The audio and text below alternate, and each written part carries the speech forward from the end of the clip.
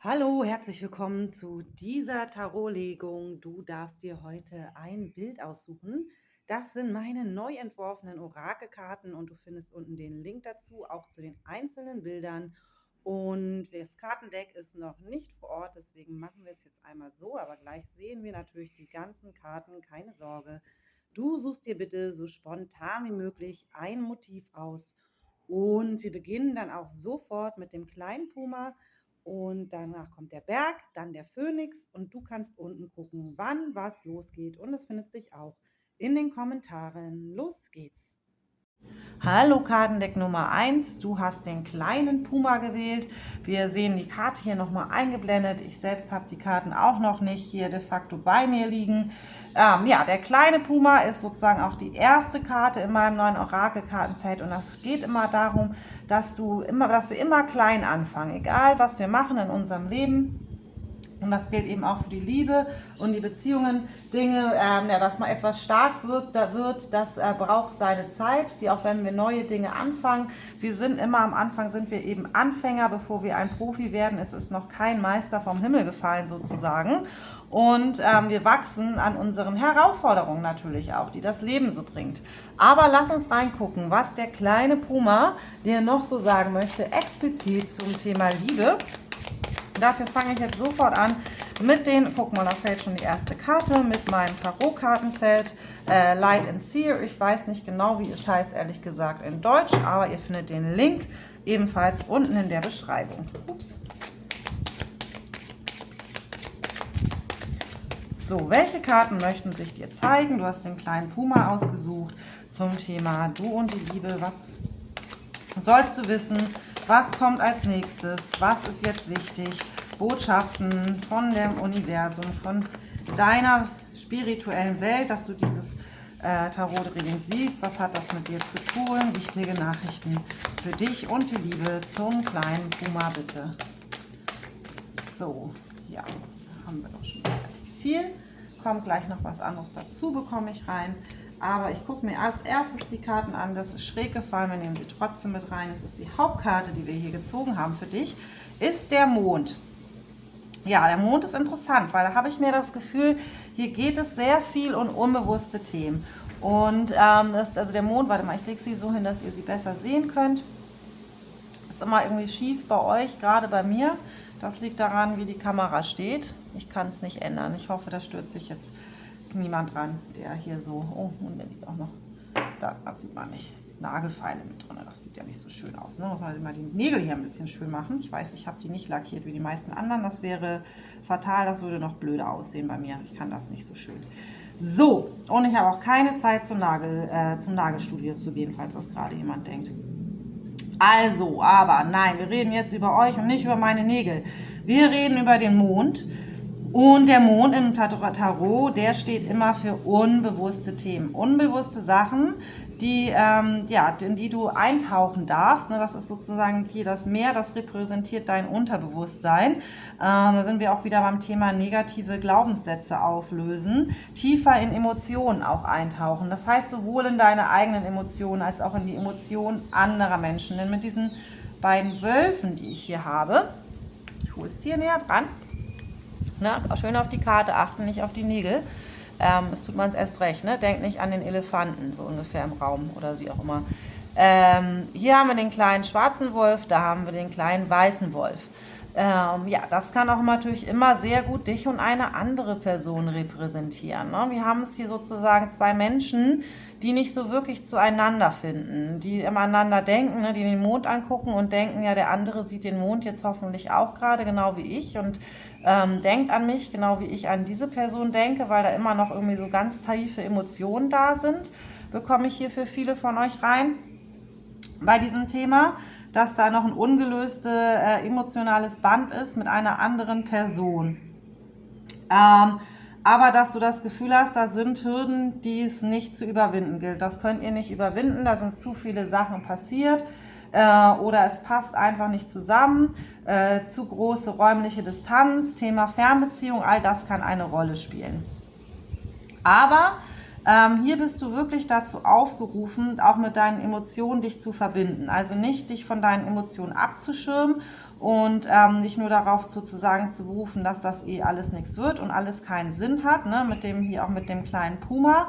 Da sind irgendwie das natürlich auch erst Anfänge suggeriert. Das heißt, diese ganze Situation, Beziehung, die dient dazu, dass du über dich hinaus wächst. Ob das jetzt heißt, dass du da mit dem anderen zusammenwächst und wieder zusammenkommst oder gemeinsam in die Stärke gehst oder ob das heißt, dass du deine eigene Stärke findest, das gucken wir gleich genauer an, wie weit das hier zum Vorschein kommt. Aber diese Verbindung hat und die Tatsache, dass du da emotional immer noch irgendwie drinne bist, obwohl du vielleicht gar nicht genau weißt, warum, kommt diese Karte zu dir, weil diese Karte dir sagen möchte, dass es hier um wirklich ganz unbewusste Themen bei dir geht. Und unbewusste Themen sind halt oft Glaubenssätze, ne? Also unaufgelöste negative Glaubenssätze, gerne aus unserer Kindheit, ne? Also wenn du vor allem so Themen hast, wie dass du schon immer Probleme hattest mit Männern, dann ist das Grundthema meistens in deiner Vaterfigur zu finden.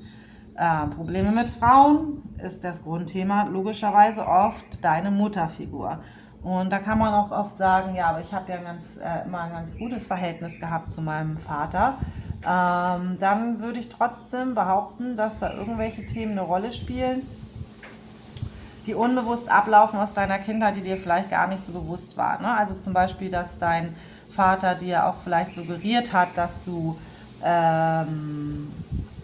einfach sehr selbstständig immer sein musstest zum Beispiel und dass du deswegen gar nicht die Nähe zulässt zu jemand anderen, dass wir oft in unserer Rolle zum Beispiel, dass wir oft sehr großgezogen worden sind von unseren Vätern. Ich weiß nicht, warum ich das jetzt sage, ich glaube, das ist für einige hier wichtig, dass du auch großgezogen worden bist von deinem Vater, zum Beispiel extrem Sachen mit ihm zu machen, die man eigentlich mit Jungs machen würde, Fußball spielen oder sonst was und oder dich mit ins Fußballstadion genommen hat und dass du das extrem genossen hast, aber dass du natürlich auch immer so ein bisschen unbewusst wahrgenommen hast, dass du schon dass man als Mann besser dran ist, dass man genauso stark ist, dass man sich auch gerne burschikos benehmen sollte, dass man mit Jungs besser klarkommt als mit Mädchen. Aber als du dann Erwachsenenzeit warst oder als du erwachsen geworden bist, Entschuldigung, dass ich grammatikalisch gerade ein bisschen wirr rede, ich weiß nicht, woher das kommt und ich weiß auch nicht, woher dieses Bild kommt, weil ich oft ich persönlich zum Beispiel in ganz anderen Themen unterwegs bin, ne? Das ist jetzt kein Thema von mir, das ist irgendein Thema von einem von euch, was hier ganz klar durchkommt. Dass man zum Beispiel dann oft, wenn man erwachsen ist, von Männern eher als bester Freund wahrgenommen wird, dass man sich auch nicht so richtig darauf einlassen kann, auf eine emotionelle Geschichte, dass man das Gefühl hat, man darf nicht zu weich sein, man darf nicht sich weiblich geben, weil als Mann hat man es halt einfacher im Leben und dementsprechend benimmt man sich auch manchmal dann nicht wirklich weiblich in der Energie mit seinem Partner, sondern versucht da auch immer der dominante Teil zu sein. Und wenn wir hier jetzt jemanden haben, der selber in seiner dominanten Energie steht, dann crasht das natürlich aneinander. Wenn du an Männer gerätst, die immer dir ein bisschen zu, ich sag's mal, Weicheier sind, dann hat das natürlich auch damit zu tun, dass du hier meistens den männlichen Part übernimmst in der Beziehung. Und dann darfst du dich auch nicht wundern, dass du dann Weicheier anziehst, weil jeder Versuch sucht sein Gegenteil, ne? Das ist dann die Sorte Mann, die immer Probleme mit ihrem Vater hatten und immer eher sozusagen die Mama bei ihrer Mama sozusagen bleiben wollten. Oder gerne sozusagen sich eher so weiblich geben, weil sie Männer maskulines Verhalten als Feindbild sehen. Ne, das sind immer die Jungs, die halt schon früher die Mädchen bekommen haben, eben die mit denen du Fußball gespielt hast, die am meisten attraktiv auch waren für die Mädchen, die halt sich lieber geschminkt haben. Und dann hat der Junge, den du wahrscheinlich selber gut fandest im Fußballverein, am Ende aber das Mädchen mit dem Schminki haben wollen. Und das hast du nicht verstanden, weil du dich sehr viel mehr mit dieser Person verbunden gefühlt hast als das Schminki-Mädchen zum Beispiel. Ich weiß nicht, ich rede hier einfach drauf los. Ne? Das wird wahrscheinlich mit ganz vielen Leuten gar nicht in Harmonie gehen. Ich weiß nicht warum, aber ich rede trotzdem weiter. Dass man sozusagen immer, dass man nicht wirklich zugelassen hat, auch seine weibliche Seite oder eben seine männliche Seite, wenn es halt das Gegenteil ist. Ne? Also gerade auch, wenn du als Mann hier zuguckst. Ne? Dann bist du sozusagen immer noch der kleine Puma, aber nicht der starke Puma, weil du dich als kleiner Puma immer sicherer gefühlt hast, immer besser gefühlt. Du wirst halt gerne von deiner Mama noch bemuttert und so und Mutti ist sowieso immer die Beste, aber daraus entwächst halt keine männliche starke Energie. Wenn man andere Männer immer nur als Feindbild sieht, dann wirst du leider darin gefangen bleiben, auch Frauen anzuziehen, die dich extrem dominieren. Ich habe das Gefühl, wir gucken auch einige Männer zu, für die das eine Rolle spielen könnte. Es kam mir gerade so alles irgendwie aus mir rausgesprudelt. Gucken wir weiter, auch für die Leute, die das jetzt irgendwie vielleicht nicht hundertprozentig zugetroffen hat, was aber auf jeden Fall hier eine Rolle spielt. Unbewusste Themen, warum man hier nicht mit dieser Person in Union kommt, in eine Einheit kommt, sondern dass das immer sozusagen einmal voneinander getrennt ist, weil die Energien sind einfach zu unterschiedlich, ne? Wie schwarz und weiß. Das crasht irgendwie aneinander oder es ist immer zu viel oder zu wenig. Das sind alles Themen, die ich hier reinbekomme. Mit den 7 der Stäben hier nochmal, interessanterweise habe ich jetzt vorher nicht so gesehen, die 7 der Stäbe sind für mich auch immer eine Karte, so geht es natürlich um Meditation, in seine eigene Kraft finden, indem man mit sich selber findet, in eben Meditation auch, Zeit mit sich alleine verbringt. Man muss nicht immer handeln, man manifestiert auch eben, indem man die richtige Energie ins Universum schickt, ohne dass man jetzt irgendwelche Briefe zum Beispiel an irgendjemanden schreiben muss, sondern dass man sich einfach in sich selbst stark fühlt und mit der eigenen Stärke und Kraft und auch seiner Weiblichkeit oder Männlichkeit wirkt man eben dann auch wieder anziehend auf das andere Geschlecht, auf die Menschen, den man auch in seinem Leben haben möchte. Und hier mit der gestörten, mit diesen Störungen in dieser Bubble, in die dieser Frau drinne sitzt, und das ist halt ein Stab, ne, der 7. Stab sozusagen, und in dem Fall ist der 7. Stab aber tatsächlich orange. Orange repräsentiert dann Sakralchakra und auch das hat wieder mit der Weiblichkeit zu tun. Also wir haben hier eine Inbalance in deinem Sakralchakra. Das kann also sowohl sein, dass das überaktiv ist, als auch, dass das unteraktiv ist. Ne? Überaktiv wäre für dich als Frau, dass du da durchaus mehr dass du sozusagen dich einzig und allein durch deine weibliche Energie leiten lässt und dass du deswegen wahrscheinlich jemanden brauchst, der extrem maskulin ist, was halt auch immer trotzdem immer schwierig sein wird, weil wir sollten beides in uns tragen, ne? Auch maskuline Energie und andersrum gesehen, wenn du sehr agierst, wovon ich vorhin geredet habe, dass du immer die Person sein möchtest, die die Hosen anhat, dann lässt du deine eigentliche weibliche Energie, die halt auch gerne mal an der Hand genommen wird und die auch eigentlich mal deine innere Frau auch mal möchte, dass jemand ihr auch mal sagt, komm, wir machen das jetzt so, lass uns das jetzt so machen, aber du hast halt immer das Gefühl, dass du die Starke sein musst. Und das wiederum blockiert dann sozusagen auch dein Sakralchakra, so bekomme ich das hier rein. Ja, hier in Balance, ne? 2 der Münzen, nicht in Balance sein, andersrum. Wieder orange, rot, Wurzelchakra, Sakralchakra. Welt, hier 21. Sachen sollen hier zu einer Vollendung kommen. Darum geht es dir eigentlich. Du möchtest eigentlich, dass sich ein Zyklus schließt und ein neuer beginnt. Also etwas hinter sich lassen oder einen Neuanfang manifestieren. Reife, ne? Reife. Der kleine Puma wird irgendwann zum großen Puma. Sachen hinter sich lassen und eine neue Zeitlinie anfangen. Hier haben wir die 5 der Stäbe drin. Konkurrenz. Wie gesagt, ich weiß nicht, warum ich das sage, aber ich glaube, für viele von euch geht es hier wirklich auch um dieses Konkurrenz zum eigenen Geschlecht. Also, wenn du ein Mann bist, nochmal hier, das ist die männliche starke Energie, das ist der Herrscher, das ist jemand, der eintritt für das, was er möchte, der an sich selbst glaubt, der eine gewisse Stärke hat, männliche Energie im positiven Sinne, der Macher, wenn du so möchtest, der weiß, was er will, der das Haus selber baut, das er gerne erbauen möchte und nicht von anderen erbauen lässt, der weiß, wie das Haus aussehen soll, aber dennoch auf seine Frau hört, die dadurch auch, die er für gleichberechtigt hält, mit der er gemeinsam etwas aufbauen möchte. Diese männliche Energie ist das. Hier haben wir, wie gesagt, diese Störung drin. Das heißt, wenn du wenn wir es hier nochmal sehen, du möchtest gerne diesen Mann in dein Leben manifestieren, wenn du eine Frau bist. Eben, du möchtest diesen Macher in deinem Leben haben. Aber um Macher zu bekommen, musst du halt auch selber abgeben. Und wir haben hier, wie gesagt, großes Konkurrenzdenken drin liegen. Das heißt, das kann auch sogar Konkurrenzdenken sein zu deinem eigenen Partner. Das ist eine bisschen komplizierte Legung und ich hoffe, ihr seid hier nicht gleich raus, weil das natürlich ein bisschen tricky hier alles ist. Das gebe ich zu.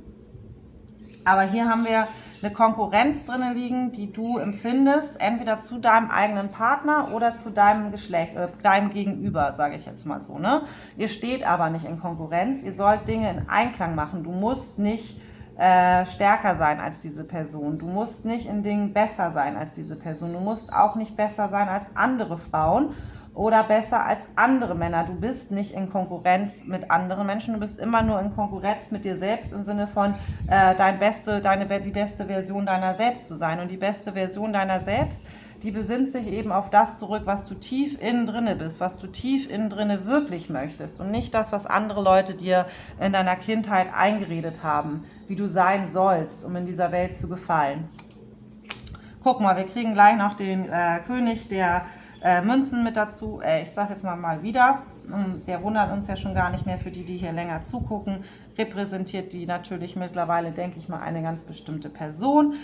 Für alle anderen haben wir hier den Ritter, den König der Münzen mit drin liegen. Also das ist wirklich das, was du dir wirklich wünschst. Ist nicht, dass du einen Mann bekommst, wahrscheinlich der so ein Muckibudenmann, der dich jederzeit verteidigen kann, sondern was du dir wirklich wünschst, ist jemand, der stabil ist, der selber für sich ein Imperium aufbauen kann, während du vermutlich dein eigenes Imperium aufbaust.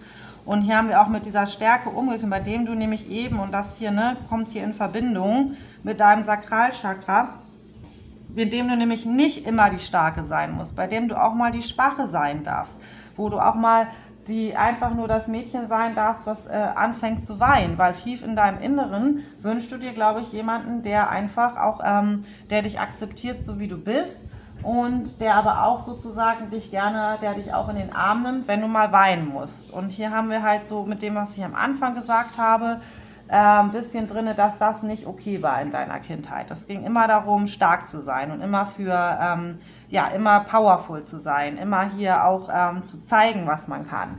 Aber bloß nicht zu viel Wein. Wein ist für kleine Mädchen. So, wir haben hier, warte mal, lass mich dazu holen, die anderen alle.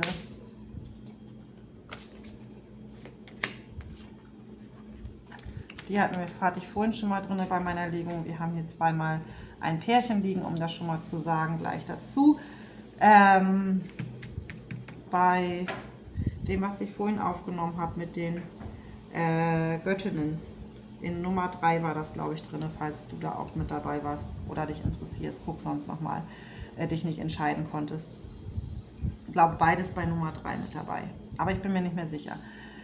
4 der Stäbe. Umgedreht.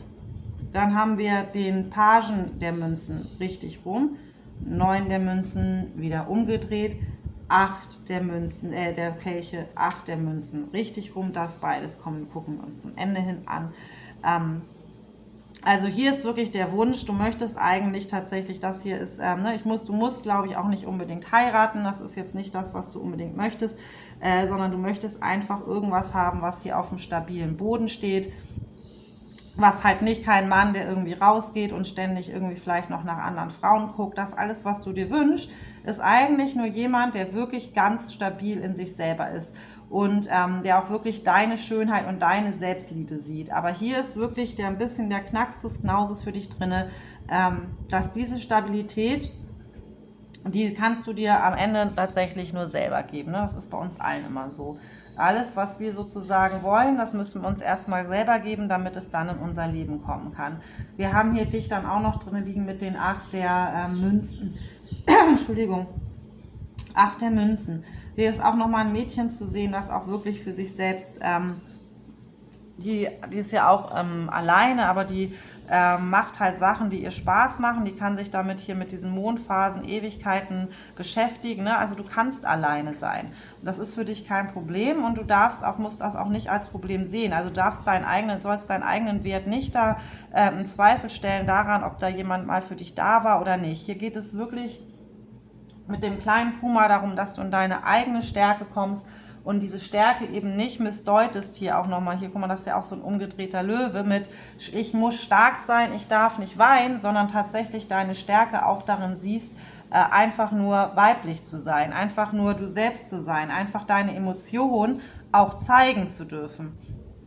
Hier haben wir angezeigt mit den 10 der Stäben. Hier geht es wirklich darum, dass du deinen Weg gehst, dass du auch deine Päckchen sozusagen akzeptierst, das, was du mitbringst, das, was man auch nicht so schnell einfach mal loswerfen kann, wie wir das immer alle möchten. Ne? Hier, es reißt sich leichter mit leichtem Gepäck oder mit wenig Gepäck.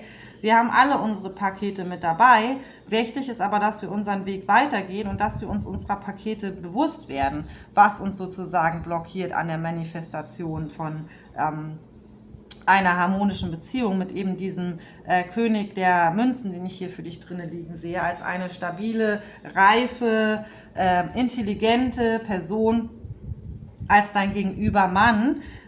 Und hier geht es wirklich darum, wenn du mehr zulässt, was für dich selbst, was du dir selbst nicht erlaubst.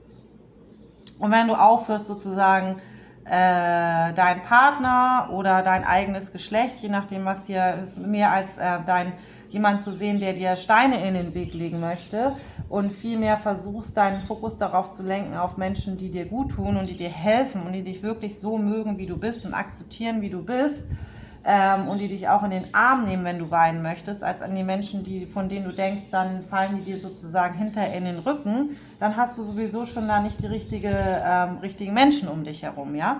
Sondern hier geht es wirklich darum, dass du anerkennst, dass du einfach Pakete hast, die du aktuell mit dir trägst, die du aber dich nicht davon aufhalten sollen, deinen Weg weiterzugehen und weiter an dich zu glauben. Und hier gerade, wenn es hier um Themen wie Geld geht, haben wir hier auf jeden Fall drinnen liegen, dass auch welche Idee du auch immer hast für deine eigene Zukunft, was Business-Ideen angeht, dass du daran bitte weiterhin arbeiten sollst, weil du darin wahrscheinlich sehr erfolgreich werden wirst. Wir haben dich hier als die Königin der Münzen liegen und ich habe den König der Münzen hier drinnen liegen.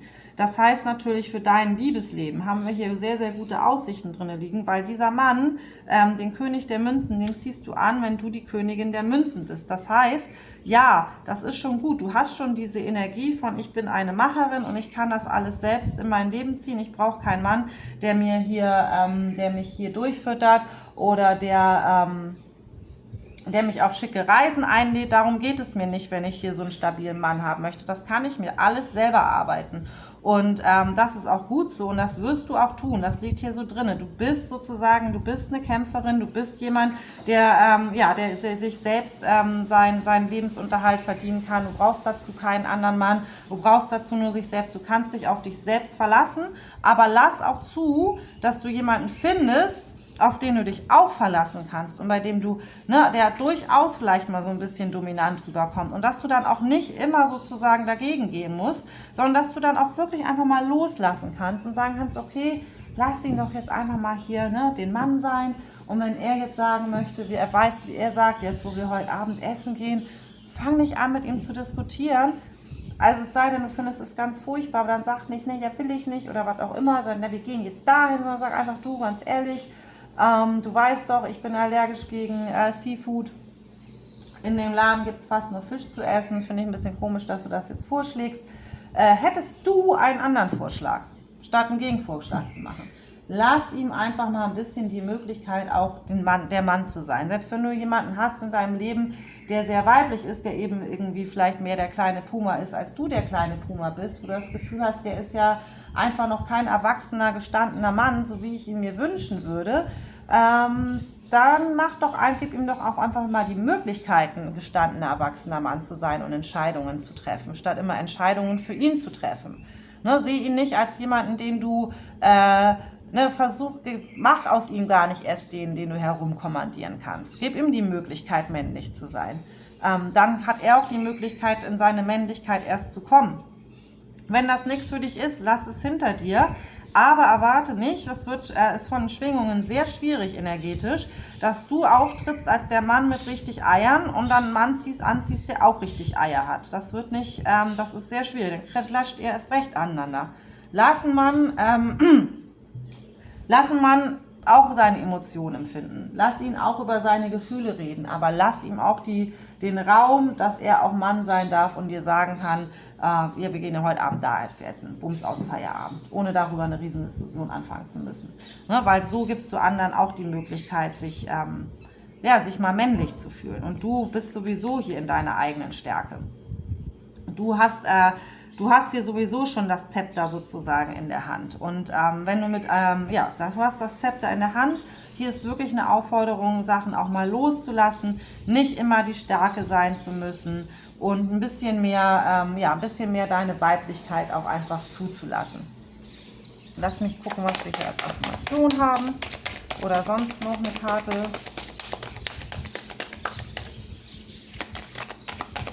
Da ist sie schon. Noch eine. Also, I send a prayer of love to all beings in need of a miracle. Also ich sende ein Gebet an alle, ein liebevolles Gebet an alle, die ein Wunder brauchen. Das weiß ich nicht, was das jetzt damit zu tun hat, das weißt du. Let me be still today and listen to the truth in silence. Let me still be, wahrscheinlich so. Let me still be today oder let me still be today and listen to the truth of silence. Ehrlich gesagt, den ersten Satz schnalle ich nicht. Lass mich still sein heute. Naja, doch, still, also wirklich im Sinne von still, lass mich nicht immer noch sein, sondern lass mich still sein heute und die Wahrheit in der Ruhe hören. Gut. Das kann ich euch jetzt nicht wirklich beantworten. Das müsst ihr wissen, das ist eine Botschaft persönlich für euch. I cherish every cell in my body. Ich ernähre jede Zelle in meinem Körper mit Liebe. Ach, guck mal, hier haben wir noch was. Guidance is available to me now. Also ich werde Führung bekommen, von oben natürlich, aber wie gesagt, wenn ich auch mal einen Kerl führen möchte, lass ihn. I know that angels, ancestors and spirits guides are always at hand.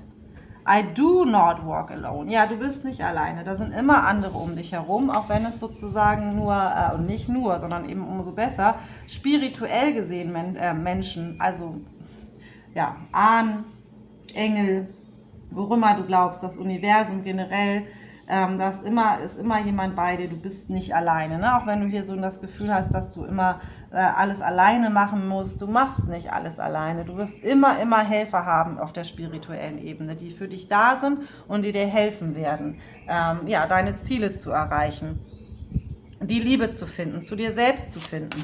Ne? Hier ist wieder die kleine Ameise unterwegs. Du bist nicht alleine. Sag dir das jeden Tag. Ich bin nicht alleine. Ich muss auch nicht alles alleine schaffen. Ich darf nach Hilfe fragen. Ich darf Hilfe von meinem Partner annehmen.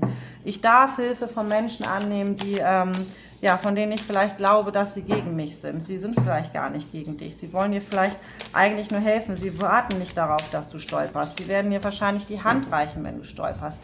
Erwarte nicht immer von Menschen, dass sie sozusagen gegen dich sind, nur weil sie anders sind als du. So, in ihrem Charakter hier. Haben wir noch Lady. Enjoy, grows and repeat rewards. Ja, das ist ein bisschen so die Eva-Karte, ne? Nochmal hier vom Anfang. Also hier um neuen Anfang, aber den Apfel in der Hand, ne? Um das Paradies zu verlassen sozusagen. Aber also hier geht es darum, hier steht natürlich, dass du genießen sollst, dass du wächst, ne? Wie der kleine Puma auch wächst. Aber hier mit den Äpfeln in der Hand, ne? Sei vorsichtig, dass du sozusagen nicht von deinem eigenen Gift später kosten musst. Also im sinngemäß meine ich damit, ich meine es nicht böse, sondern ich meine es jetzt wirklich, wie ich es vorhin schon gesagt habe. Vertrau den Menschen mehr, glaub nicht, dass sie deine Feinde sind. Du machst sie, was du energetisch gibst, wirst du energetisch bekommen. Ne? Also wenn du Angst hast, dass andere Menschen dir hier Fallen stellen wollen oder auch gerade, wie gesagt, dein Partner die Menschen, für die du dich gerade interessierst, dass die Person dich fallen sehen möchte, dann wirst du das auch so, dann wird diese Person das energetisch merken und irgendwann anfangen, dir Fallen zu stellen. Wenn du darauf aufgehst, dass jede Person dich auffängt, wenn du anfängst zu fallen, ziehst du das in dein Leben. Weißt du, was ich meine? Lass mich noch guck mal, hier haben wir als letztes noch die Ernte. Und die Ernte ist halt auch die Vollendung, ne?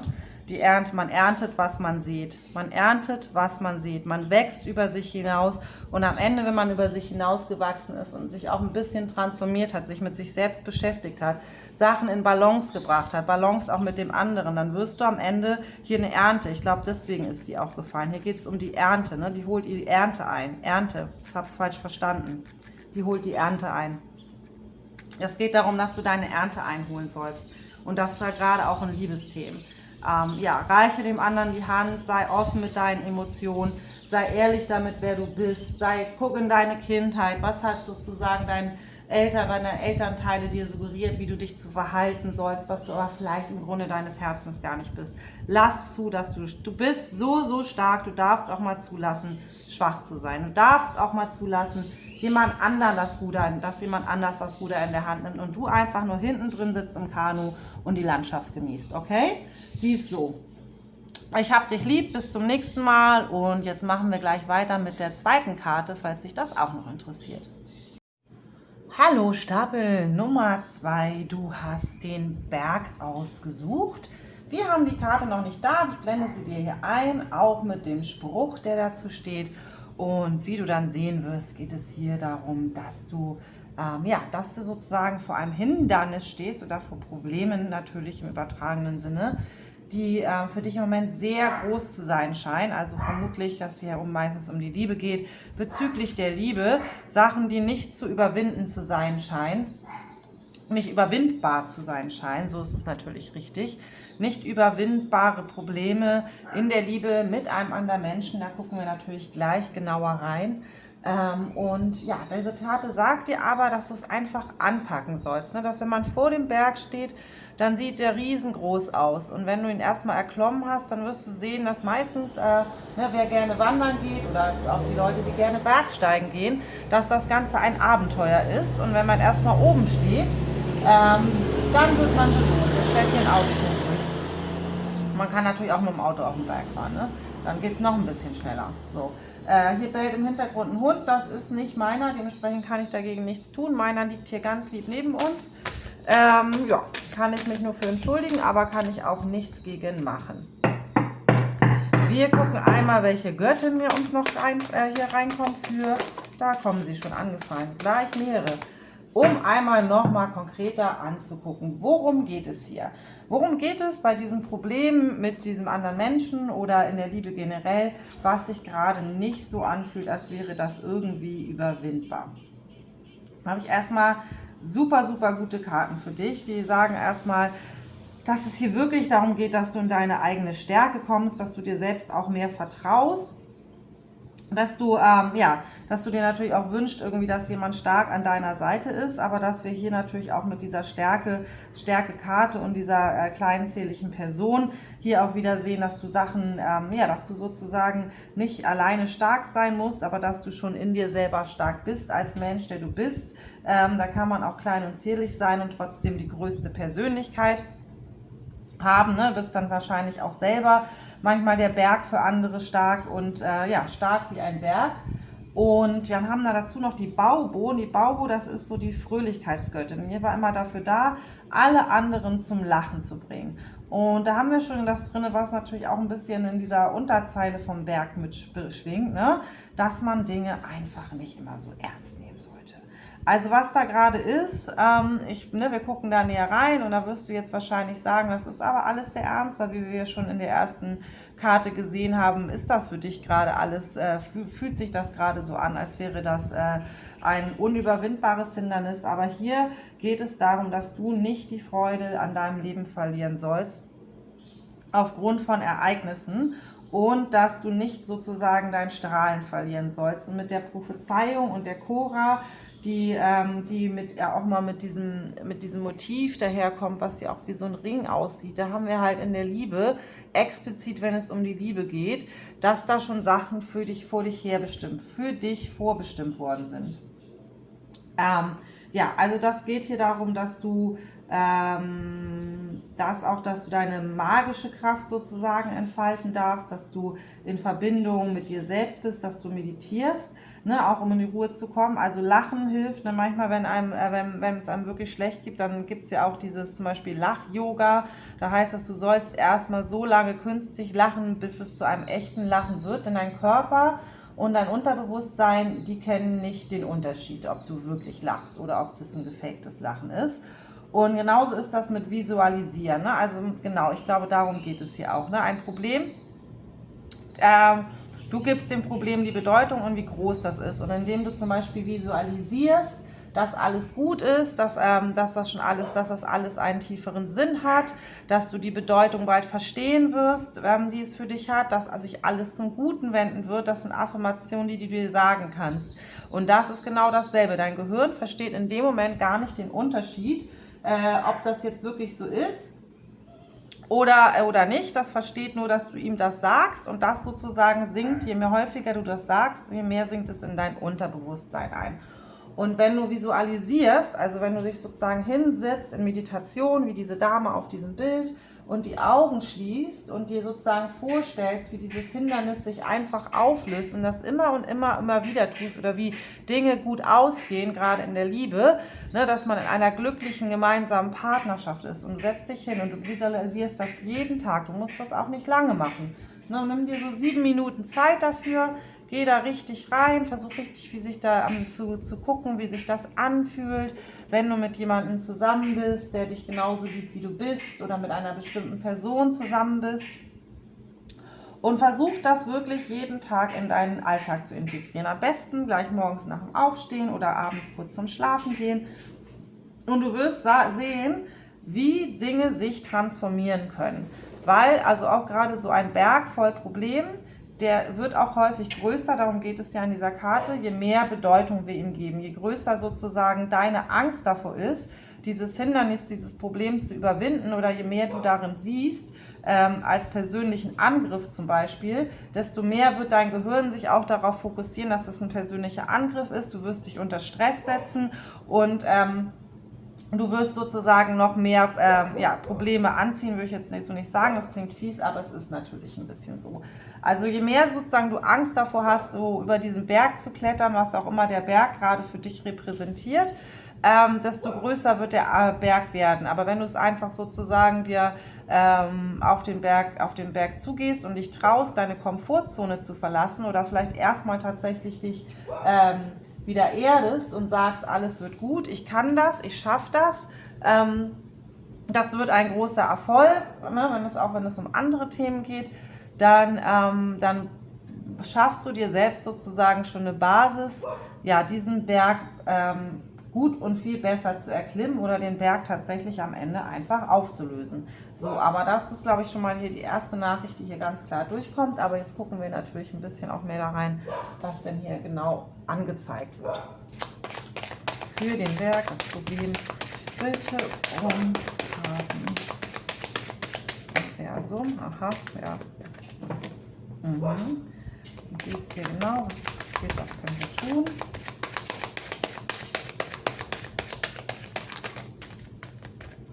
Guck mal, wie viele gute Karten da schon rausfallen.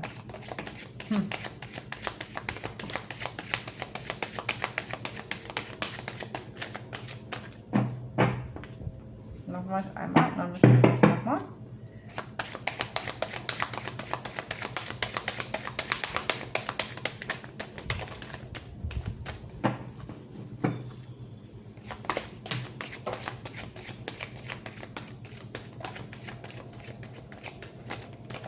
Siehst du, dass die Karten alle auf diese Karten drauf fallen, interessanterweise? Das gucken wir uns auch gleich in dem Kontext an. So, also runter, das auch noch hier dazu. Dann legen wir gleich mal die Steinchen drauf zum Klären sozusagen. Ach, das hast du doch, das siehst du gar nicht. Nee, ist gar nicht im Bild drin. So, aber ich habe, wo sind die denn? Da sind gleich am Anfang welche gefallen, die hier zentral wollen und die schon von den anderen überdeckt sind. Ne? Interessant. Das machen wir alles mal so rüber. So, die beiden, warte mal, da war noch eine, die ich doch gesehen habe. Wo ist sie denn? Jetzt hat sie sich da wieder eingegliedert. Okay, gut, dann gucken wir sie uns später an. Hatte ich doch gesehen, aber gut, ist gar nicht jetzt dabei, kommt sie noch. Gut. Wir haben hier zwei Dinge, ne? Wir haben hier einmal die Gerechtigkeit, das Ding, das geht halt wirklich, aber in dem Fall auch, das kann auch oft sein, das Gericht, das geht oft aber darum, dass es wirklich hier explizit in dieser Karte darum geht, dass du über dich hinaus wachsen sollst.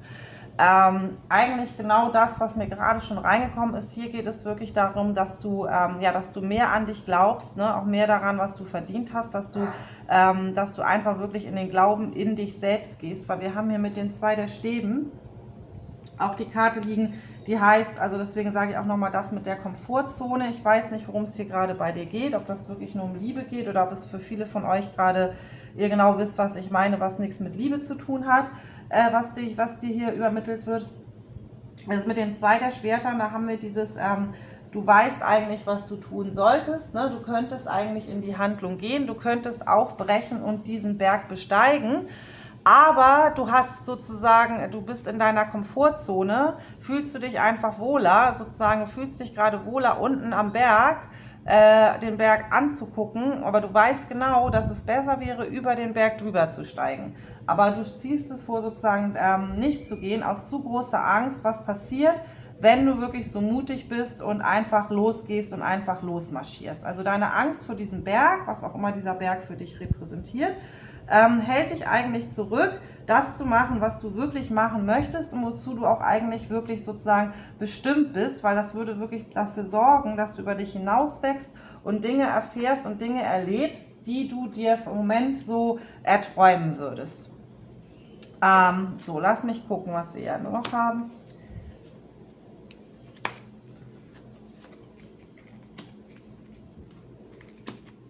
Sehen wir die? Ein bisschen sehr unordentlich, ne? Machen wir alles ein bisschen ordentlicher.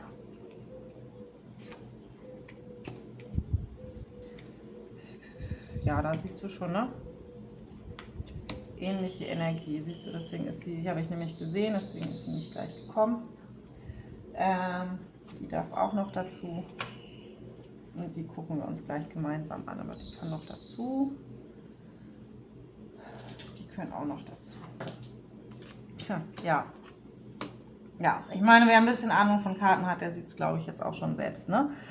Also, wir haben hier den Anfang mit den 3 der Kelchen umgedreht gesehen. Also ich habe das Gefühl, dass du in der Vergangenheit Probleme mit anderen Menschen hattest. Das kann auch gut dein gleiches Geschlecht gewesen sein oder in manchen Fällen, für manche steht diese Karte auch immer für so Dreiecksbeziehungen. Also jemand hat sich vielleicht hat sich von dir abgewendet oder du bist in so einer Dreiecksbeziehung drinne, in der jemand anders vielleicht noch mit jemand anderem zusammen ist.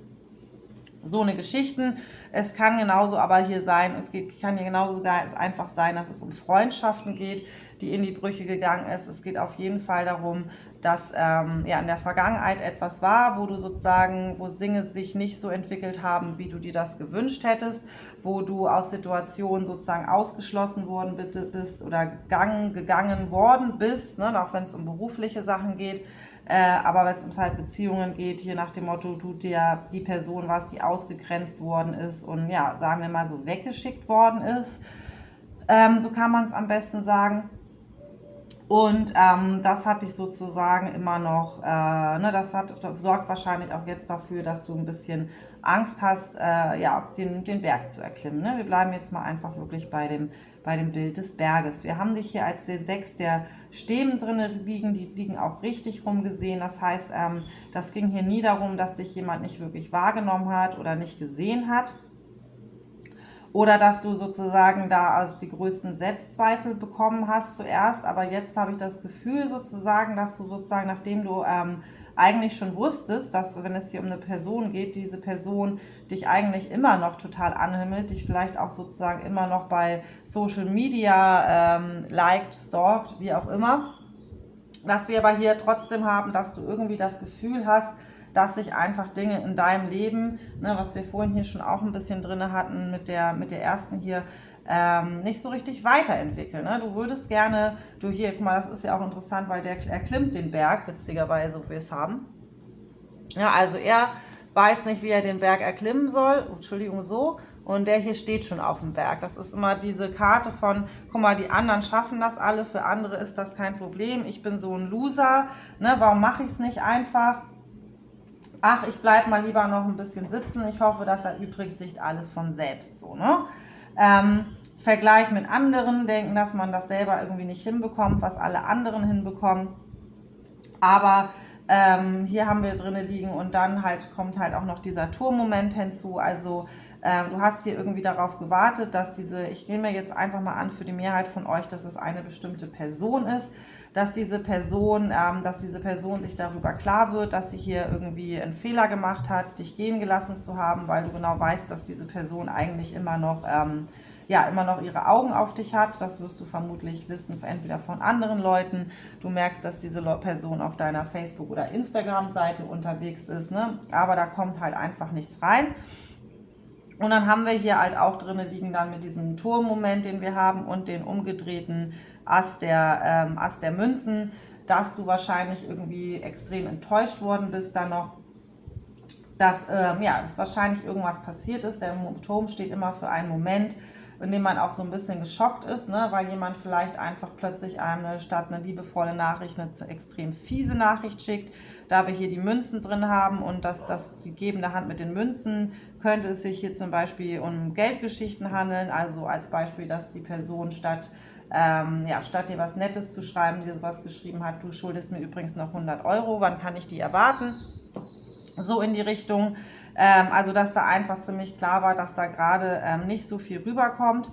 Allerdings haben wir natürlich hier auch immer noch diesen Pagen der Kelche liegen. Also das soll dir einfach nur an dieser Stelle sagen, dass diese Person durchaus immer noch Gefühle für dich hat. Ne? Also auch wenn die da irgendwie so rübergekommen ist, als hätte sie dich absichtlich verletzt hat in irgendeiner Form, dann war das eine Verletzung, weil diese Person durchaus hier immer noch Gefühle für dich hat. Ne? Hier guckt ihr auch so hoch zu diesem abgefahrenen Schiff sozusagen, aber halt das Gefühl wahrscheinlich hat, dass dabei eh nichts mehr rumkommt. Ich möchte dir kurz aber jetzt die Karten zeigen, bevor wir hier weitermachen, die ja eben auf dem drauf liegen hier noch, ne? Über die drei, über die wir als erstes gesprochen haben, wo das eben wirklich darum geht, dass du dich damit verbinden sollst, was du dir wirklich wünschst, dass du dir wirklich eine enge Verbindung wünschst, dass du nicht alles so ernst nehmen sollst, ne? Also wenn hier zum Beispiel hier jemand so eine doofe Nachricht schickt wie, du schuldest mir noch 100 Euro, lach es weg. Nimm es gar nicht so ernst, ist hier eine ganz klare Aufforderung, ne? Geh selber wieder raus und lache, weil wir haben hier natürlich drinnen liegen, das möchte ich nochmal auf diese Karte drauf, auf diese drei Karten eben draufgeschmissen als Bestätigung dessen, worum es hier eigentlich geht sozusagen, als ich darüber geredet habe, und deswegen lege ich sie jetzt hier dazu. Haben wir nämlich einmal noch das Rad des Schicksals liegen, dann haben wir nämlich die 2 der Kelche hier liegen und wir haben noch dazu den Herrscher liegen. Und dann geht es hier weiter mit dem Liebenden und du bist nochmal selber drinne als die Empress, also als die Herrscherin. Das ist es geht gar nicht besser. Also worum immer das hier geht, was du hier eigentlich dich gerade nicht traust zu tun, auf diese Person zugehen zum Beispiel. Na, also ich bin ja immer der Freund, der auch sagt, hier manifestier dir deinen Anruf selber. Entschuldigung, es kommt der hier wieder angefahren. Bring das Seegras weg. Bei uns kommt gerade wieder leider sehr viel Seegras ans Meer gespült. Und die transportieren das ab, weil das doch ein bisschen riecht und nicht so schön für die Touristen ist. Was soll ich sagen? Also diese Person, ich weiß es, ich bin immer so ein Freund von manifestier dir selber sozusagen deinen Anruf, manifestier dir diese Person selbst zurück, hier mit dieser Cora-Energie, die wir haben, ne? Nochmal dazu gesagt, ich habe es glaube ich schon öfter mal in anderen gesagt, ich möchte da jetzt nicht so werblich wirken, aber in meinem anderen Kanal, der heißt Deine Reise zum Glück, da findest du ganz viele Meditationen, auch Seelenzwillingsmeditationen und ja, Lebenspartner-Meditation und so. Ich würde dich da, würde dich da einladen, einmal vorbeizugucken und diese Meditationsreihe habe ich da auch zu machen. Aber hier geht es wirklich darum, dass es auch darum geht, dass du dich vorwärts bewegst, dass du rausgehst, dass du... Ich krieg's hier wirklich so ein bisschen rein. Es geht ein bisschen darum, dass du über dich hinaus wächst, ne? Und vielleicht hast du da nämlich auch irgendwie deine Aktien drin gehabt, warum das sich alles nicht so richtig ausgegangen ist, ne? Vielleicht schuldest du der Person auch wirklich noch Geld oder wie auch immer. Dass es hier wirklich darum geht, dass du Größe beweist, dass du rausgehst und tust, was du weißt, was richtig ist. Auch wenn das schwer ist, auch wenn sich das gerade so anfühlt, wie nach dem Motto, das ist doch zum Scheitern verurteilt. Das wird doch nichts werden. Der will doch nichts mehr von mir. Das ist ja offensichtlich. Sonst wird der hier nicht so irgendwie so komisch rüberkommen. Oder vielleicht hat dir auch jemand erzählt, dass der bereits irgendwie ein anderes hat. Oder was auch immer. Aber ne, hier haben wir wirklich drinne, mach so eine Meditation erstmal, komm wirklich in deine richtig gute Energie. Ne? Du musst da nicht gleich los, das ist keine Aufforderung, dass du gleich heute losrennen musst, sondern bereite dich innerlich darauf vor. Und was immer es ist, was es heißt für dich jetzt, einmal rauszugehen, einmal wirklich sozusagen über deinen Schatten zu springen, einmal irgendwie diese Komfortzone von ich bleib lieber zu Hause und ich sag lieber gar nichts zu verlassen. Weil, was wir danach hier haben, ist like pure Magic, ne? Das geht gar nicht besser. Das sind für Liebe die besten Karten, die du im Deck haben kannst. Da haben wir die 10 das Rad des Schicksals. Das Rad des Schicksals, das ist schicksalhaft bestimmt. Du sollst das sollst du machen. Du sollst über dich hinauswachsen. Das ist sozusagen dein Test vom Universum jetzt. Wachs über dich hinaus, zeige Größe. Spreche deine Wahrheit, verbinde dich mit deinem höheren Selbst, ne? Mit der Person, die du gerne in 10 Jahren sein möchtest. Was hat diese Person?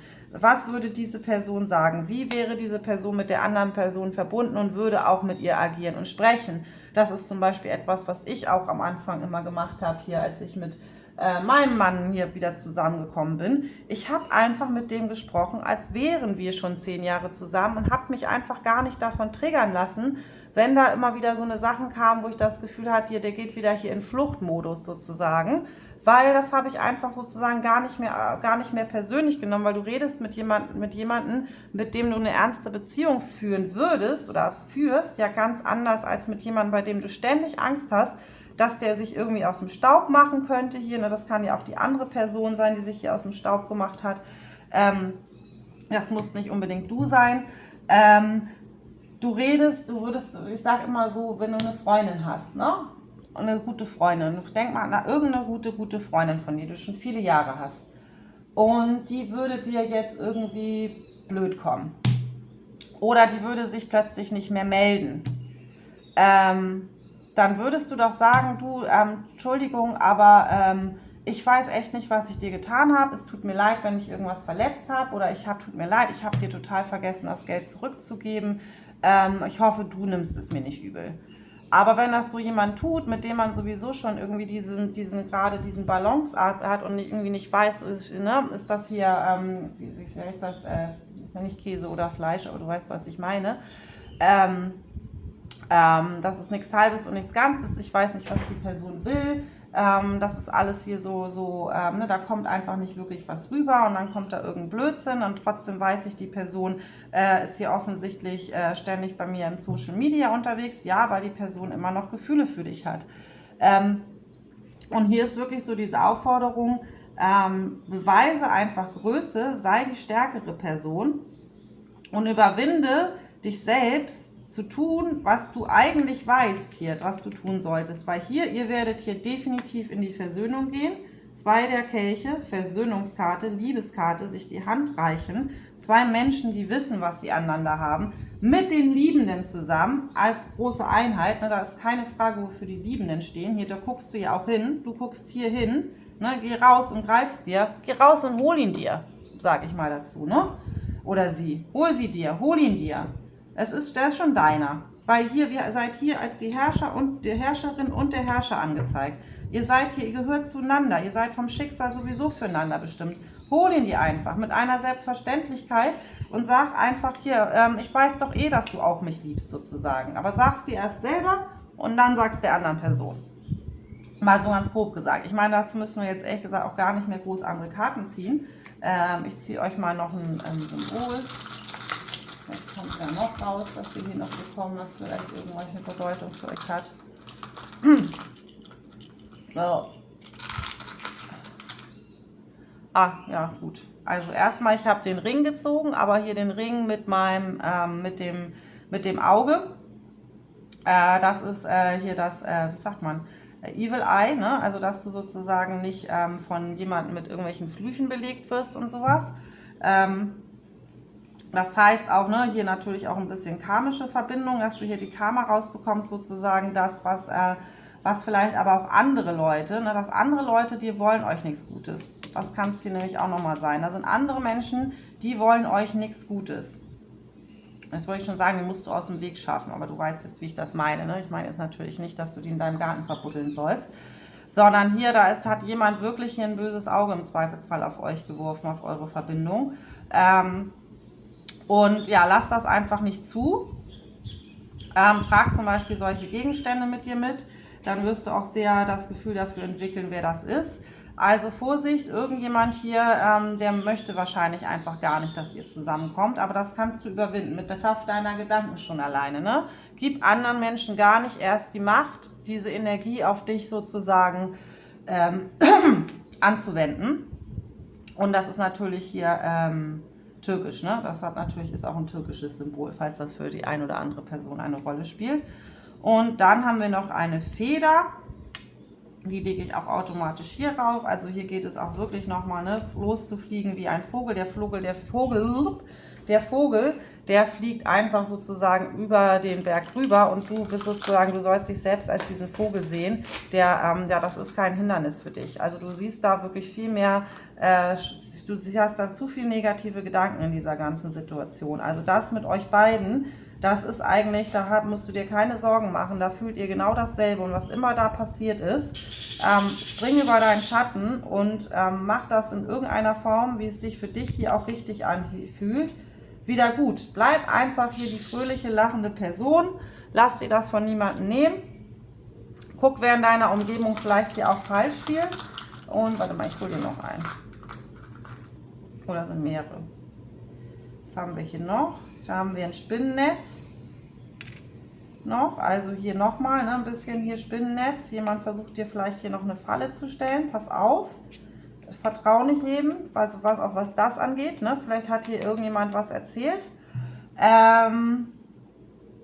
über diese Person, wie was ich vorhin meinte, ne? Zum Beispiel, dass diese Person jetzt schon lange jemand anderen datet oder irgendwas. Selbst wenn das ein guter Freund oder Freundin von dir ist, das musst du mit Vorsicht genießen, kriege ich hier rein. Also da hat sich vielleicht eine Spinne versucht, ihr Netz zu spinnen für dich, ne? In das du volle Lotte reingerannt bist. Dann haben wir hier noch eine Rose, die steht natürlich auch nochmal für Liebe. Und dann haben wir hier noch ein Kreuz, ja, das ist natürlich ein christliches Symbol, aber halt natürlich auch ein heiliges Symbol im Sinne von, ja, das ist, steht natürlich auch für Schicksal, ne? Aber gut, zum Kreuz möchte ich nicht so viel sagen. Das hat vielleicht für dich jetzt irgendwie eine persönliche Bedeutung. Und ja, das, wie gesagt, mit den beiden Symbolen habe ich jetzt auch hier so eher hingelegt in diese Energie. Sei vorsichtig, was die anderen Leute erzählt haben. Also ich glaube, irgendjemand habt ihr, also er oder du, ne? Es kann ja auch sein, dass jemand anderes über dich Scheiße erzählt hat. Oder noch, also ne, nicht schlimm, noch schlimmer, aber halt irgendwie so richtige Intrigen spinnt, ne? Da hab ein Auge drauf, wer das sein könnte. Das ist hier noch ein kleiner Hinweis an dich. Aber über eure beiden Gefühle musst du dir keine Sorgen machen. Ihr seid, also, ne, und wenn du jetzt hier, das überhaupt nicht um irgendjemanden Speziellen geht, Entschuldigung, auch nochmal kurz gesagt, aber ich nehme mal an, das ist so, sonst hätte ich habe schon mal am ersten irgendwie so extrem spezifisch geredet bei dem kleinen Puma und jetzt wieder. Dass ich denke mal, dass ich hier schon die richtigen Leute angesprochen habe. Wenn du jetzt aber immer noch dran geblieben bist und denkst, hier ist aber gar niemand Spezielles bei mir in Sichtweite und es geht hier einfach nur darum, dass ich irgendwie das Gefühl habe, ich finde sowieso nie die Liebe. Also das wird mit Sicherheit auch auf einige von euch treffen. dann ist halt dieser Berg, dieses irgendwie rausgehen, natürlich nochmal ganz, ganz anders gemeint. Und es ist nicht, dass du natürlich auf irgendjemanden zugehen sollst, auf den du eben sowieso keinen Bock mehr hast, sondern dann reden wir hier wirklich ums Reisen. Dann ist das hier ein ganz großes Zeichen dafür, dass du dich auf Reisen begeben solltest. Und alleine auf Reisen zu gehen, ist eine riesen Herausforderung. Und das muss man sich auch erstmal zutrauen. Aber glaub mir, ich war mehrfach alleine reisen. Das einzig wirklich Langweilige ist, dass man dann immer alleine essen muss, bis man jemand anderen gefunden hat und oder sich allein ins Restaurant sitzt und sowas. Übt das einfach schon zu Hause, geh mal allein ins Restaurant essen und dann buch dir ein Ticket, wo immer du hin möchtest, weil ich glaube, da bist du nicht so lange alleine, sagen wir es mal so. Also das hätte ich vielleicht schon vorher sagen müssen, an alle, die noch dran sind, auf die das sozusagen hier mit der einzelnen Person nicht so hinweist, mache ich vielleicht nachher noch ein Zeichen rein, sozusagen, wo man da einschalten kann. Ja, aber auf jeden Fall, ja, wenn du keine spezielle Person hast, ist das eine Riesenaufforderung, dass du dich jetzt an den Computer setzt und den nächsten Flug buchst. Und bis dahin alles Gute. Hallo, Nummer 3. Du hast dir ausgesucht den Phönix. Und der Phönix, wir blenden das hier nochmal ein. Die Karten habe ich ja noch gar nicht hier bei mir. Ja, der Phönix, der steht natürlich immer für den Phönix, der aus der Asche kommt. Also ja, für etwas eigentlich schon totgeglaubtes, das wiederbelebt wird, für ja, dich selbst sozusagen natürlich auch, ne? Was dich nicht umbringt, macht dich stark, also dass du sozusagen stärker aus einer Situation herausgehst, größer und stärker als je zuvor. Und wir gucken uns aber natürlich immer an, was das jetzt genau mit dir zu tun hat. Natürlich gucken wir immer besonders auf das Thema Liebe. Wenn es aber für dich natürlich mehr mit dem Beruf oder so zu tun hat, dann werden wir das entweder auch ansprechen oder nimm es bitte so, wie es für dich resoniert. Ich werde heute als allererstes mal hier Symbole ziehen. Den Flügel den hatten wir doch nicht, das war eine Feder. Also ja, wir haben hier einen Flügel noch dazu, also zum Thema Phönix aus der Asche und das Unendlichkeitszeichen. Also das ist hier sozusagen, ja, das ist ein karmischer Kreislauf, würde ich sagen. Und du bist da sozusagen in diesem Leben, bist du dazu berufen, dass du, dass du das einmal sozusagen, diesen karmischen Kreislauf beendest, indem du sozusagen dir die Flügel wachsen lässt und halt darüber hinaus wächst, über deine alten Wunden, über negative Glaubenssätze, über dass du einfach sozusagen zu der unglaublich starken Person wirst, zu der du bestimmt bist, herzukommen mit diesem Unendlichkeitszeichen. Ja, also ein Kreislauf, aber unendliche Liebe halt vielleicht auch. Ne? Es könnte hier natürlich für den einen oder anderen auch um eine Verbindung gehen, die ja nicht das erste Mal in diesem Leben entstanden ist. Warte mal, ich kriege hier rein die. Okay. Eine von denen. Da kommt die schon. Misch nochmal. Okay, nochmal.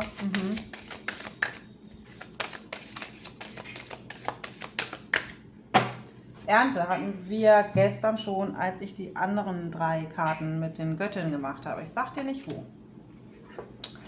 Ausgleich und Ernte haben wir hier liegen. Also ja, hier geht es darum, dass du etwas, auch Unendlichkeitszeichen passt dazu natürlich auch sehr gut, dass es hier darum geht, dass man etwas in den Ausgleich bringt. Ne? Das Unendlichkeitszeichen ist ein Fluss, das ist hier sozusagen, wie sagt man, geometrisch perfekt.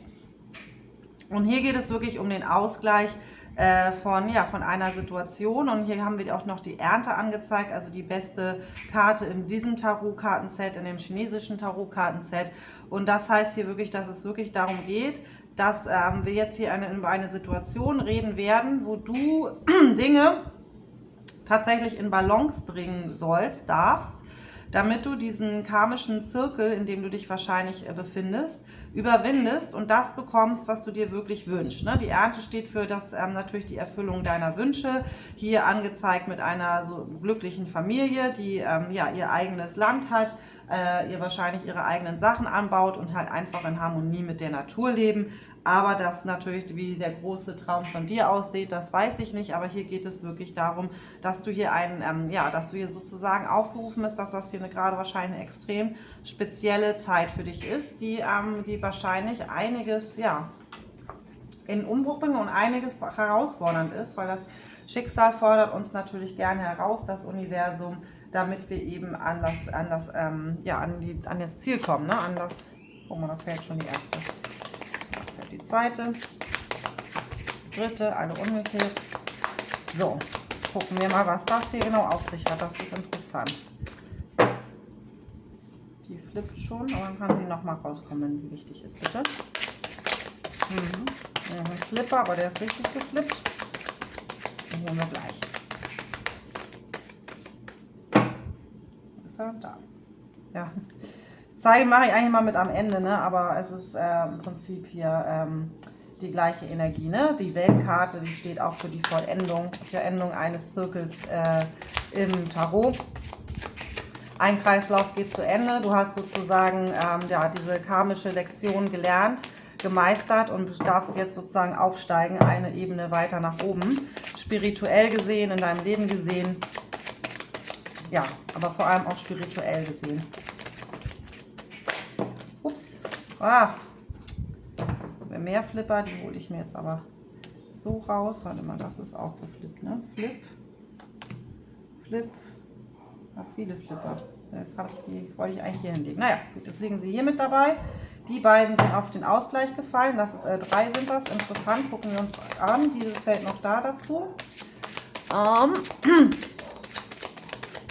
Und keine zentrale Karte für mich. Mal noch mehr Flipper. Flipper. Interessant. Ich kann ja schon einiges erspähen, ne? Das ist nicht. Ich glaube, wir haben keine wirklich zentrale Karte. Hier gibt es keinen sozusagen, das zentrale Karte war, glaube ich, eben schon hier die Welt und die Ernte. Wie wir das jetzt sozusagen erreichen und worum es hier gerade geht. Noch einmal.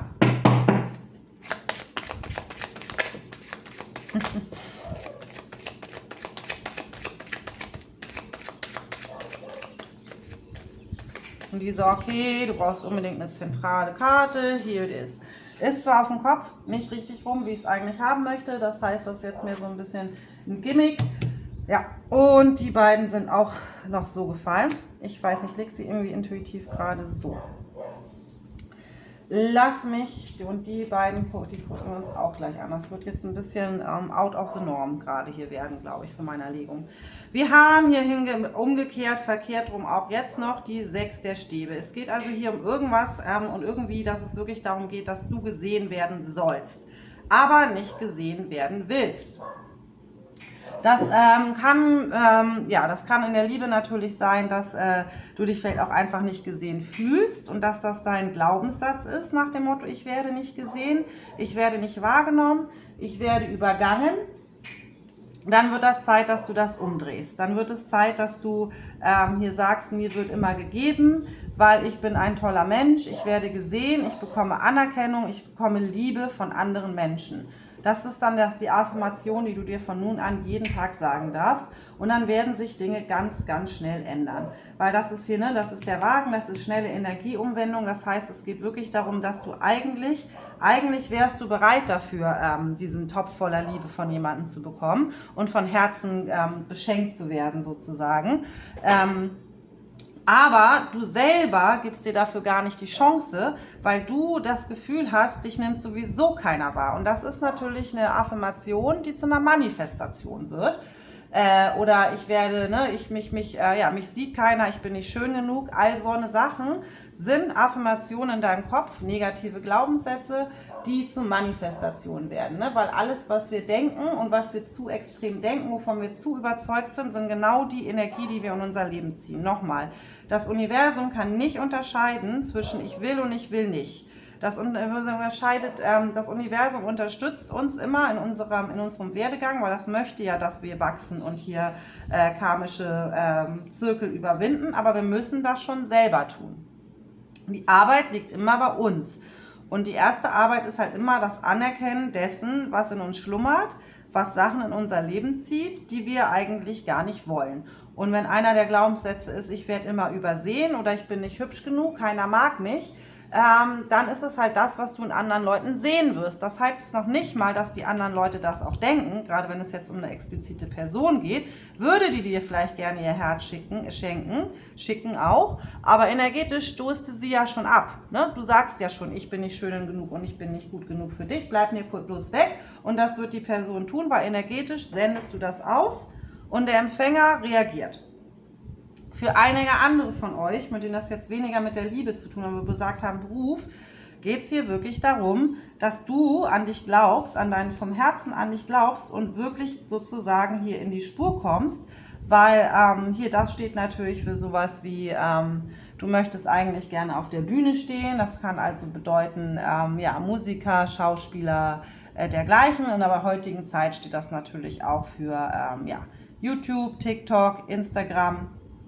Du möchtest da gerne was reißen, trau dich. Wenn du nichts postest, wirst du nicht gesehen werden. Wenn du nicht an dich glaubst und denkst, dass du das auch wirklich gut machst, wirst du nicht gesehen werden. Aber hier ist natürlich ganz doll drinne, dass du das eigentlich tun solltest, dass das eigentlich das ist, was du dir von Herzen wünschen würdest und du es dir nur selber nicht zutraust. Ich habe jetzt hier, guck mal, dann haben wir den Ausgleich hier liegen. Auf dem Ausgleich drauf haben wir sowohl so. Sehen wir sie so? Ja.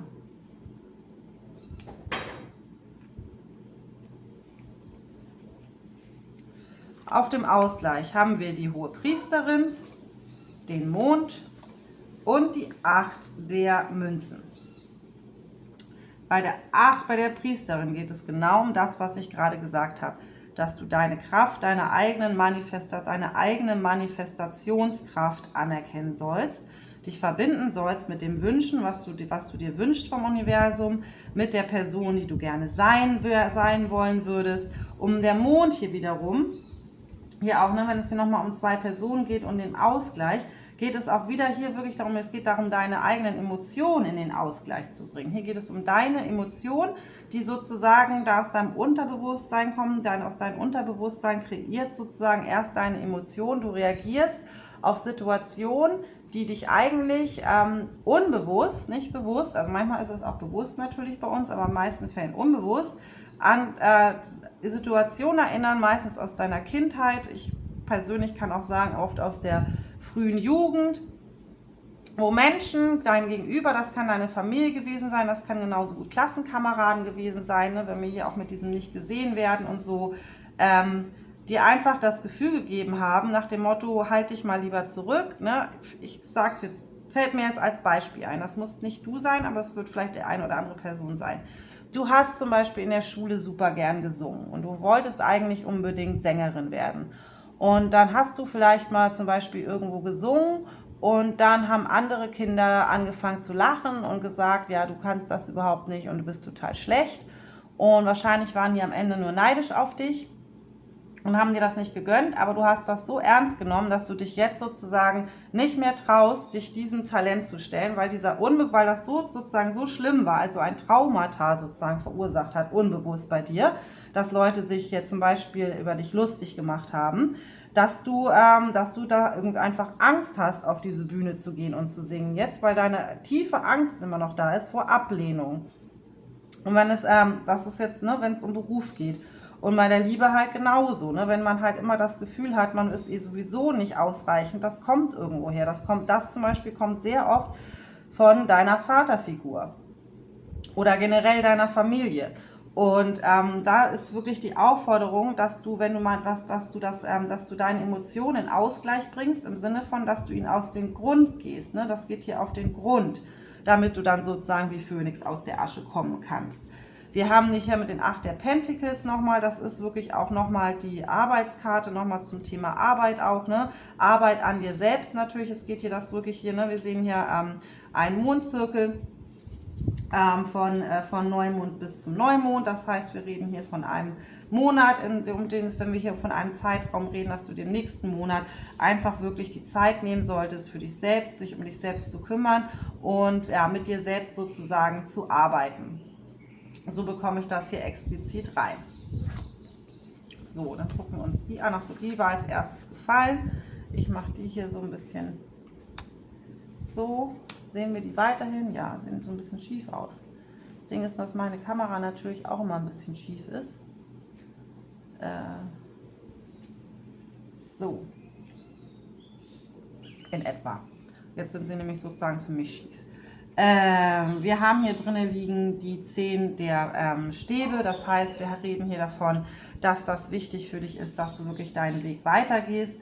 Diese Frau hat sehr viel Gepäck allerdings dabei. Ne? Ich sage immer so, das ist sozusagen, man geht in die Handlung und man traut sich raus, um Dinge zu machen. Aber du hast einfach Gepäck bei dir dabei, was es gilt, langsam nach und nach sozusagen loszuwerden. Das brauchst du alles nicht, diese ganzen Geschichten aus der Vergangenheit.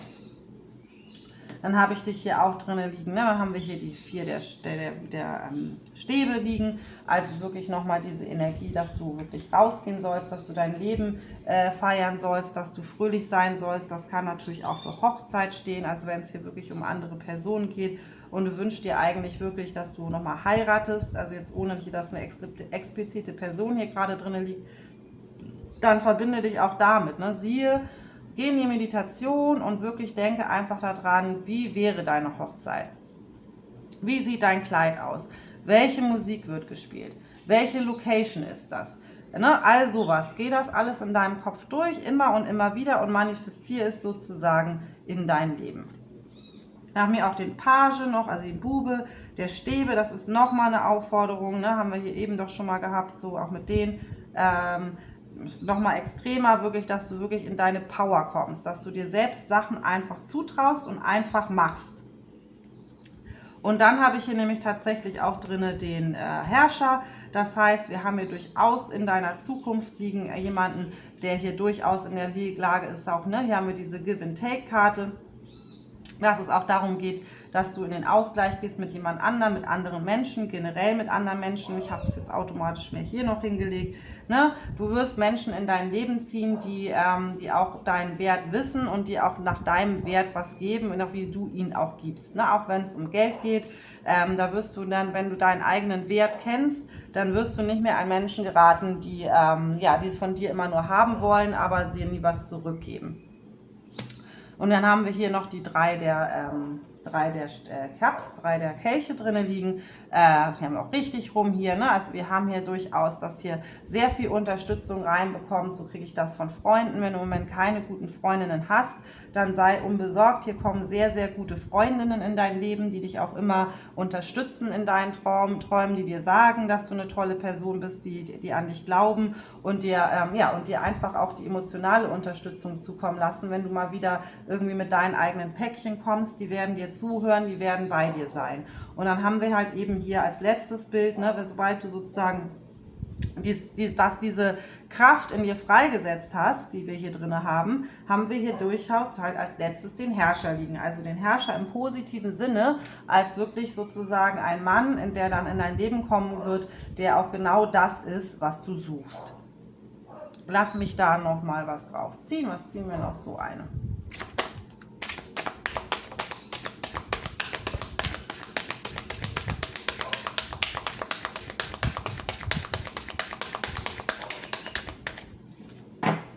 Die sind so ganz glitschig sozusagen, ist aber gut, dann fallen die auch schnell.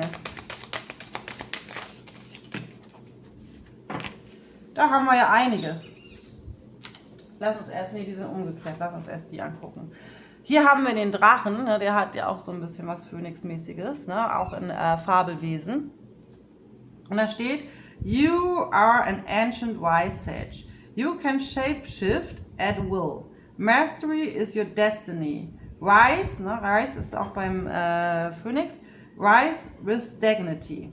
Also es geht hier wirklich darum, dass du auch anerkennst, hier mit dieser High Priestess Karte, die wir hier haben, mit der Hohen Priesterin, dass du tatsächlich eigentlich in der Lage bist, hier ganz viel in dein Leben zu manifestieren. Du musst dir das nur selbst auch zutrauen. Ne? Auch das möchte dir der Drache nochmal sagen, dass du eigentlich, was ich am Anfang gesagt habe, auch mit diesem Unendlichkeitszeichen und so, ne? Du bist schon eine sehr, sehr alte Seele. Du bist hier nicht das erste Mal auf diesem Planeten. Und du bist eigentlich in der Lage, dich auch sehr, sehr, sehr gut anzupassen, eben weil du ja schon so lange auf dieser Welt landest und wahrscheinlich auch schon so ziemlich jeden Menschen mal getroffen hast, den du gerade in deinem Leben hast. Die waren alle schon mal da. Ne? Aber hier geht es wirklich, eine Mastery is your destiny. Also wirklich, hier geht es wirklich dein Schicksal. Das geht wirklich darum, dass du, wie gesagt, es ist ein bisschen schwammig hier heute, das in dem Fall. Bei den anderen war es dafür so super explizit, weil ich glaube, hier gucken mehrere Leute und es geht um unterschiedliche Geschichten. Wir haben hier mehrere Beispiele gebracht. Sowohl Liebe als auch Beruf. Aber ich glaube, es geht hier für viele tatsächlich jetzt, dass du gerne heiraten würdest und so. Das sehe ich jetzt einfach mal so auch als gegeben. Aber ich glaube, das Hauptthema, worum es hier eigentlich gerade für dich gehen soll, ist dieses Berufliche, ne? Dass du dir eigentlich gerne was machen würdest, wo du wirklich du selber sein darfst, wo du irgendeiner Form deine Kunst machen darfst oder reden darfst, auf einer Bühne stehen kannst mit anderen Leuten, ne? Oder vielleicht auch unterrichten darfst, ne? Vielleicht tatsächlich nochmal studieren und Professor werden. Auch das wäre ja eine Art, auf einer Bühne zu stehen. Und das ist eigentlich wirklich deine Berufung. Und hier sagen dir deine Engel und deine Helfer und das Universum, dass du dir das bitte auch zutrauen sollst, weil das ganz, ganz, ganz wichtig ist, dass du das in diesem Leben auch machst, weil du es dir wahrscheinlich schon im letzten nicht zugetraut hast. Und der Grizzlybär. I'm indestructible. War das nicht auch irgendein Song? Indestructible. I honor my intuition and go where it leads. Love and gentleness are my real strengths. I never give up. I will succeed. So, das ist das wieder was, worum es der hier kommt, der Grizzlybär. Ne? Ich werde nicht aufgeben, ich werde erfolgreich sein. Das ist bitte, das ist deine Affirmation, das ist mega gut. Genau so. Ich gebe nicht auf, ich werde erfolgreich sein. Ich ehre meine Intuition und ich weiß, dass sie mich führen wird. Und meine wirkliche Stärke ist Liebe und Zartheit. Okay? Warum das jetzt beim Grizzlybär steht, verstehe ich jetzt nicht so wirklich, aber könnt ihr mir gerne erklären. Guck mal, dann haben wir hier noch den Berg. Also falls dich auch der Berg interessiert hat und dass du hast irgendwie mehr Liebesthema erhofft. Nummer 2, guck da rein. Dann waren vielleicht beide für dich. Close your eyes. What animal do you imagine? What strengths are they known for? What wisdom do they share? Embrace that qualities. Ja, das hat nichts damit zu tun. Das ist ein Hinweis dafür, dass du definitiv dir, wenn das hier mehr für dich um Liebe geht und du die Karte Nummer 2, den Berg auch interessant findest, dann soll es dir nochmal sagen, dass du bitte das auch nochmal angucken möchtest. Und dann haben wir hier die Katz, die sieht aus wie meine. Ist die irgendwo? Die Quietschkatz, also Quietscher heißt die andere, aber die quietscht eigentlich am meisten. You're a natural healer, also hier, du bist ein natürlicher Heiler, deine Intuition ist sehr stark. I have to go with. Du musst nicht das machen, was alle anderen machen. Dein Leben wird dich in jeder Weise unterstützen. Ja, für alle oder anderen ist das hier vielleicht auch sowas wie über sein Coaching im Sinne von über sein Leben reden, sich trauen, über seine Erfahrungen zu sprechen und andere damit zu inspirieren. Das wäre hier auch noch eine Möglichkeit, für die es hier für dich geht. Und dann haben wir noch die beiden umgedrehten. Oh, guck mal, meine Lieblingstiere. Schildkröten. Mach ich mal ein Schildkrötenvideo mit reinbauen, sag mir Bescheid. Ganz viele Schildkrötenvideos. Meeresschildkröte. Ist übrigens auch in dem mit drin, was ich gemacht habe. Und genauso eine ähnliche Katze auch. Das wusste ich gar nicht, dass die da auch so drin ist. Ich habe das ja super neu hier. You are master of finding life slow. Be in harmony with the rhythm and your path will unfold. Preserve and you will succeed. Nochmal, ne? Bleib stark und du wirst hier erfolgreich sein. Du hast everything you need to be protected and happy. Du hast schon alles, was du brauchst. Du bist beschützt und du wirst glücklich sein. Du musst nur jetzt wirklich du musst halt anfangen sozusagen dir selbst zu vertrauen und dann einfach sozusagen in den Fluss zu springen und mitzuschwimmen. Sei einfach in Harmonie mit dem, was sich sozusagen für dich ergeben wird. Und the dear love, be gentle with yourself. You heal with the power of love. See the light in all things. Acknowledge your self-worth. and Grace. Also du sollst mal ein bisschen liebevoller mit dir selber sein. Ne? Haben wir ja eben auch schon drüber geredet. Und du wirst dich selbst heilen mit der Kraft der Liebe. Oder du wirst heilen mit der Kraft der Liebe. Das kann natürlich auch sein, dass da noch jemand anders reinkommt. Eben der, ne, mit der Kraft der Liebe, der wird dir wahrscheinlich auch noch ganz, ganz viel weiterhelfen. Siehe einfach das Schöne in allen Dingen. Und siehe auch deinen eigenen Selbstwert und deine Grazie. Ja, das waren die Karten, die wir haben. Und dann, warte mal, ich bin immer noch nicht fertig. Warum auch immer. Noch eine Magie der Göttinnenkarte. Na gut. Noch eine hier drauf.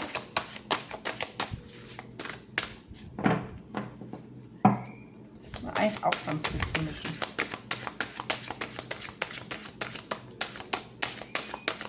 Mögt ihr die Karten eigentlich immer lieber, wenn die so groß sind oder so klein? Ich mag sie halt so groß eigentlich ganz gerne. Aber handlicher sind sie natürlich, wenn sie klein sind. Habt ihr überhaupt selber Karten? Sagt mir mal.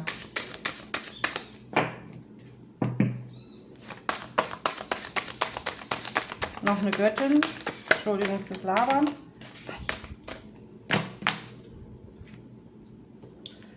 Ja, also erstmal haben wir hier den Stern. Ne? Das ist nochmal, ne? Glaub an deine Träume.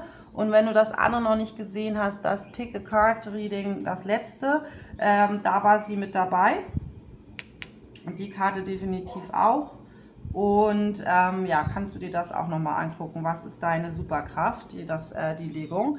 Aber der Stern steht natürlich wirklich nochmal da dran, ne? Du kannst ein Stern sein. Ne? Man sagt nicht umsonst, you're a star. Du kannst hier wirklich ganz viel ja, reißen, auf gut Deutsch. Die Rückkehr, das ist interessant, weil wir ja auch die Sphinx hatten am Anfang. Das ist vielleicht nochmal ein Hinweis dafür. Und hier geht es nämlich auch um Rückkehr von den Toten. Also ich denke, dass du, jetzt kriege ich es noch mehr rein, was es nämlich auch mit dem Sphinx zu tun hat, wo wir das nochmal haben. Ich glaube, es geht hier um irgendwas. Also für wenige von euch geht es um eine Liebesbeziehung, ne? Weil ich habe das hier, kriege hier für die meisten von euch rein, das gilt für dich genauso, was die Liebe angeht, das gesehen werden und sich selbst an erste Stelle setzen sozusagen und auch denken, ich bin aber im anderen immer an erster Stelle. Aber ich glaube, für ganz viele von euch geht es darum, dass du mal irgendeinen ganz großen Traum hattest, den du glaubst, dass der schon lange begraben ist. Und hier ist eine ganz große Aufforderung daran, dass dieser Traum noch nicht begraben ist und dass es noch nicht zu spät ist, diesen Traum zu leben. Und dass du hier wie Phönix aus der Asche kommen kannst, ne? Zurück von den Toten sozusagen. Dieser begrabene Traum, grab ihn wieder aus. Und dann haben wir hier auch The Lilac Flame, also die violette Flamme. Die Flamme, das ist ja auch das Covermotiv von dem Orakelkartenset hier von mir. Und das ist auch wirklich nochmal so dieses nach dem Motto, glaub an dich und glaub aber auch davon, dass du von oben geführt wirst und dass die von oben mit dir sind, dass das Universum an dich glaubt und das Universum möchte dich jetzt in diesem Leben, möchte sehen, dass du diesen Traum verwirklichst, weil du hast ihn wahrscheinlich schon im letzten Leben nicht verwirklicht. Und mit der Rebellionskarte, der Morrigan, die wir hier auch noch drin haben, ich mag die ja gerne, die hat irgendwie so eine coole, richtig coole Ausstrahlung. Und guck mal, die hat auch nochmal irgendwie so eine Bühnenpräsenz, ne? So irgendwie, ja, ich habe das Gefühl, für die meisten von euch geht es in irgendeiner Form darum, auf der Bühne zu stehen. Das kann natürlich auch hier Fernsehmoderation oder sowas sein, ne? Also auch das würde ich jetzt auf der Bühne stehen mit, aber halt im Rampenlicht stehen, im Mittelpunkt stehen. Du darfst dich selbst in den Mittelpunkt setzen. Wenn du gern im Mittelpunkt stehst, erlaube dir selbst im Mittelpunkt zu stehen. Du bist dafür geboren, im Mittelpunkt zu stehen. Und ja, und wirklich hier mit dieser Rebellion, scheiß drauf, was die anderen sagen. Du bist, wer du bist und du bist anders und das macht dich besonders. Und weil du anders und besonders bist, wirst du Erfolg haben. Und jeder, der dir erzählt, du bist schlecht, weil du anders bist, der möchte dich eigentlich einfach nur nicht erfolgreich sehen. So wie wahrscheinlich schon damals, vor vielen, vielen Jahren, als du dich hast unterkriegen lassen und diesen Traum begraben hast, weil andere dir gesagt haben, du bist nicht gut genug oder deine Nase ist zu krumm. Lady Gaga zum Beispiel, weiß ich, hat dir ein Interview darüber gegeben, dass sie mehrfach irgendwie vorgesungen hat irgendwo und ihr gesagt haben, sie wäre zu hässlich, sie würde nie was werden. Ich glaube Pink ebenfalls. Was ist? Das sind mit die bekanntesten Sängerinnen überhaupt. Die haben sich irgendwann gedacht, scheiß drauf, was andere sagen. Ich weiß, ich bin gut. Und ob ich eine krumme Nase habe oder nicht, das interessiert doch meine Hörer nicht. Das interessiert doch nicht die Menschen, die meine Musik geil finden, ihr blöden Bum Bam Bim, ne? Also hier bitte, glaub an dich. Hier geht es ganz, ganz viel. In diesem Kartendeck geht es, ja, hast du hier explizit wegen Liebe reingeschaltet, guck dir Nummer 2 an. Das ist aber deine Nachricht für dich. Du sollst für diesen Traum gehen, von dem du geglaubt hast, dass der schon längst durch ist.